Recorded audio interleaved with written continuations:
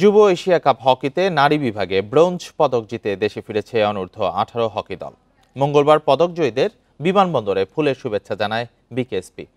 প্রথমবারের অংশগ্রহণে এমন সাফল্যে উচ্ছ্বসিত কোচ, খেলোয়াড় সবাই। বান্ডেল থাকলে প্রতি সেনমানিতে টাকা বাঁচবে।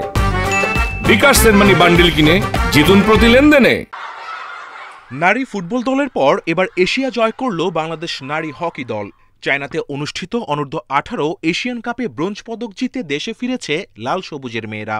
আর চতুর্থ অবস্থানে থেকে টুর্নামেন্ট শেষ করেছে ছেলেরা।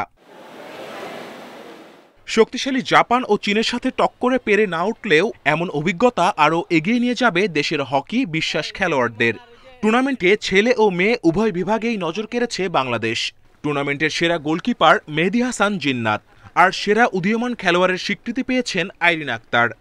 আমাদের একটা টার্গেট ছিল যে ওদেরকে যদি আমরা ধরে খেলতে পারি আমরা একটা পজিশনে থাকবো, আর ইনশাল্লাহ আমরা সেটাই পাইছি আর কি। আমরা প্রত্যেক কোয়ার্টারে লিডই ছিলাম, বাট শেষ কোয়ার্টার গিয়ে আমরা হেরে গেছি।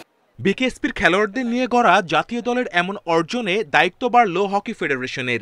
আধুনিক সুযোগ সুবিধার পাশাপাশি এবার দাবি উঠছে হকির কাঠামো উন্নয়ন ও বেশি বেশি আন্তর্জাতিক ম্যাচ আয়োজনের। দেশের মধ্যে খেলা বাড়াইতে হবে ছোটদের। 2 নম্বর হলো মানে আন্ডার 21, আন্ডার 18 আমরা গেম যদি কোনো টুর্নামেন্ট করতে পারি ইন্টারন্যাশনাল, বা এদেরকে বিদেশে যদি সম্ভব হয় পাঠায় খেলানো। তো অ্যাকচুয়ালি খেলা যত বাড়বে খেলার মান অত বাড়বে। জাপান এবং চীন দুইটাই ভালো দল। মেয়েদের মধ্যে ওরা সর্বোচ্চ আসরে খেলে, যেমন বিশ্বকাপ খেলে, অলিম্পিক খেলে। আর সেই ক্ষেত্রে দেখা গেল যে ওরাই চ্যাম্পিয়ন রানার্স আপ হয়েছে, যেমন জাপান চ্যাম্পিয়ন রানার্স আপ, চীন। সেই ক্ষেত্রে ওদের সাথে প্রতিপক্ষ হিসেবে যে যতটুকু খেলার কথা ওরা ভালো খেলেছে। এমন সাফল্যে প্রমাণ মেলে দেশের হকি এখনো হারিয়ে যায়নি। বিতর্কিত মনোভাব ঝেড়ে ফেলে এবার সামনে এগিয়ে নেয়ার পালা।